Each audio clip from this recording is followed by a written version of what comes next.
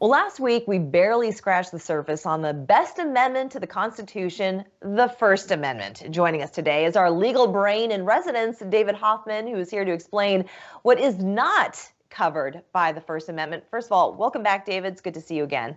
Thank you. It's good to be back.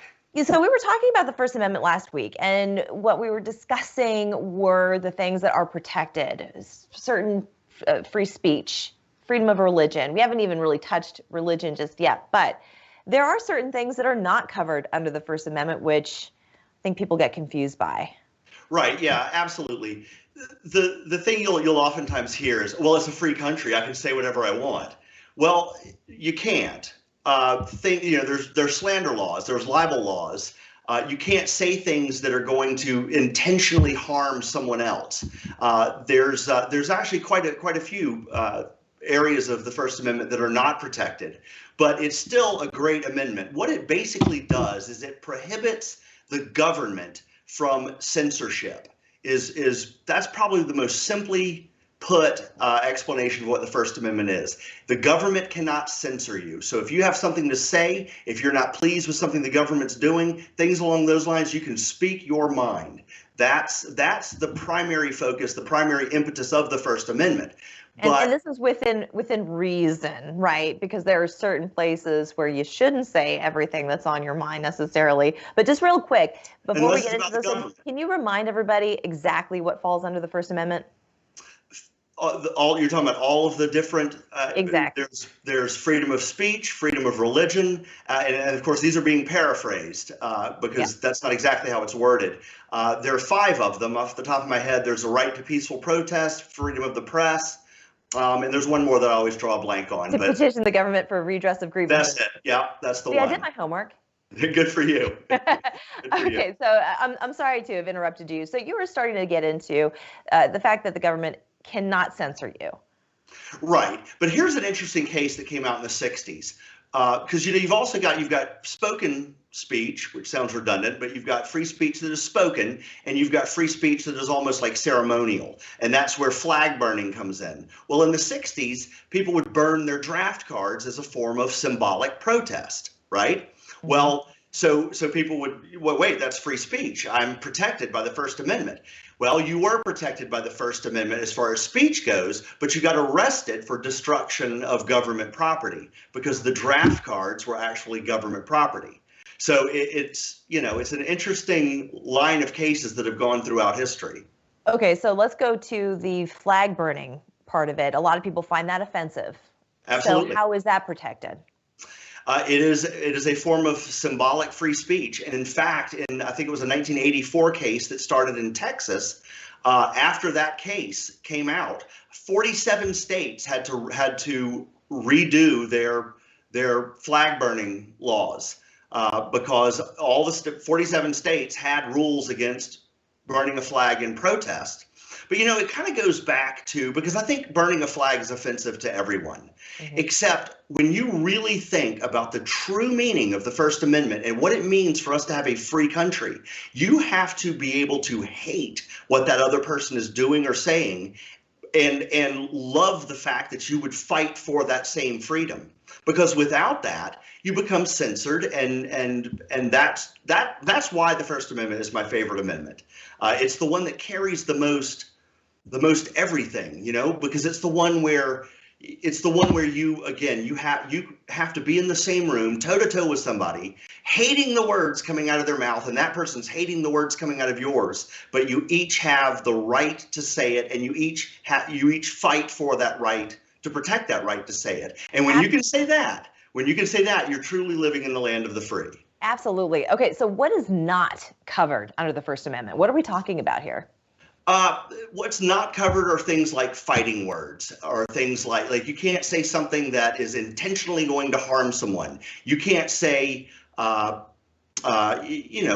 along those lines. You can't try to destroy someone's reputation and claim First Amendment.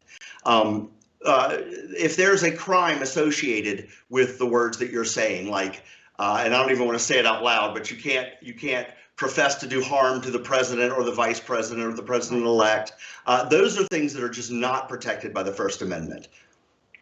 Okay. Now, Obscenity. That's another big one, because the FCC, that's a government entity, and they track what is being said over the airwaves. So things like obscenity, you cannot freely say obscene words over the radio or on TV, because there's an element of shielding people from that kind of wording. And the legal buzzword is, if I remember back to my law school days, that the legal buzzword is if it's against the prurient interest of the community.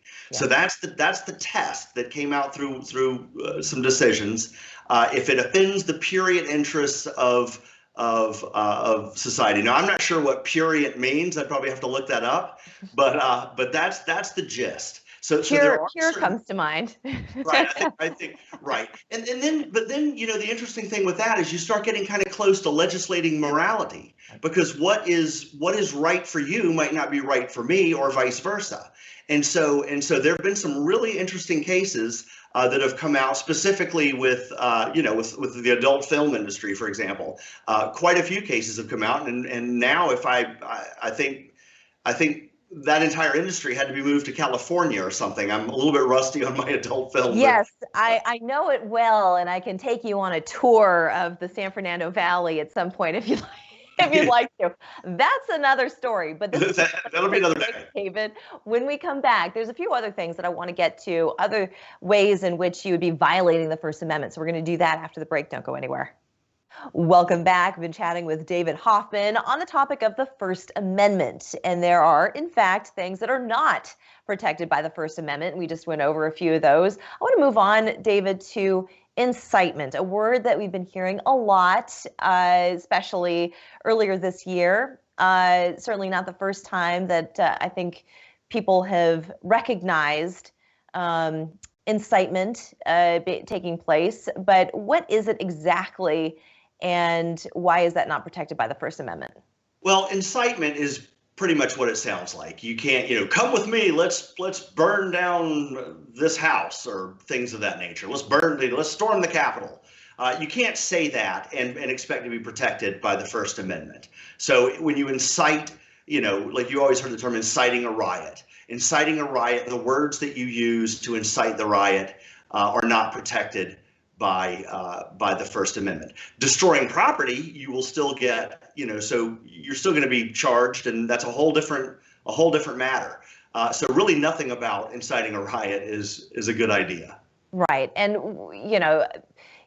people might not use that word, but whether it's create a crowd. There was a California representative who was accused of inciting potential violence. Mm-hmm. So some people are very careful about the way maybe they choose their words, and it's left up to the public to decipher exactly what they mean by that. So could that to a jury be put in that column of incitement as opposed to? And that's one of the things about the law and studying the law is that there's never a black and white answer. It's never that simple where you look at something and say, oh, that would be, you can argue against any point. And so what you're saying is absolutely right. You weigh your words very carefully, but then it becomes just a jury matter. It's up to the jury where those words or the gestures or the combination thereof, were you inciting a riot? Mm-hmm.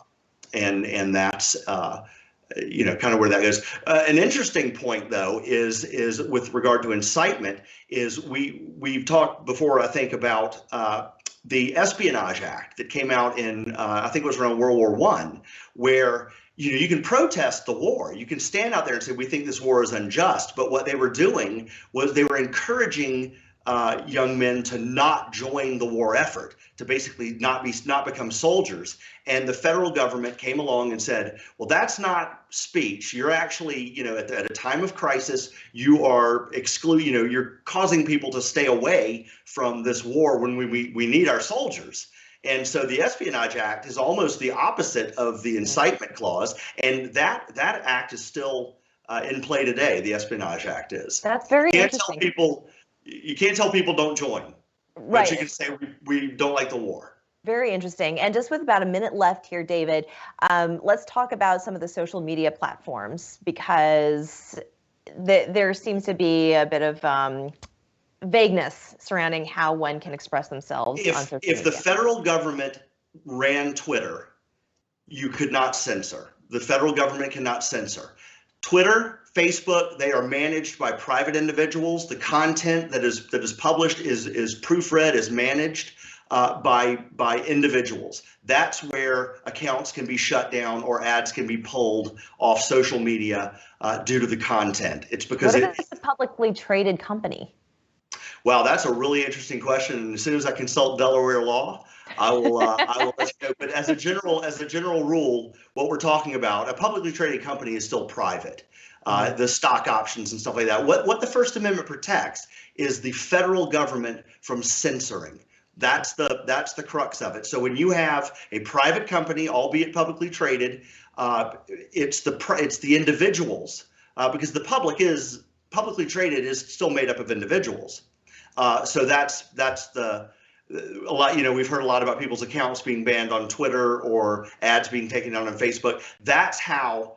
When you hear people say, "Oh, that violates First Amendment," it doesn't. It doesn't because they're privately governed, privately proofread, privately, Well, that certainly answers that question. I think a lot of people were very upset, up in arms over the fact that they have censored, that they have changed algorithms in order to suppress certain types of speech or messages or things like that. But at the end of the day, if you are dealing with a private company, they can choose to do whatever they want. But then you would think that that would also bleed into any other kind of business that chooses who and where and why they serve or do not serve the public. I mean, couldn't that also? Well, if you can prove damages, then there would be a different action for that. Kind of like the burning of the draft cards. You would get arrested for destruction of government property, but not arrested for First Amendment stuff. So if there was something that a person could go after because they were silenced, then perhaps there would be a cause of action there. But simply spouting off stuff is not protected in the private sphere. Got it. David, that's going to do it for us. I want to thank you so much for joining me. I appreciate it every day. I always learn something new. We'll see you next week.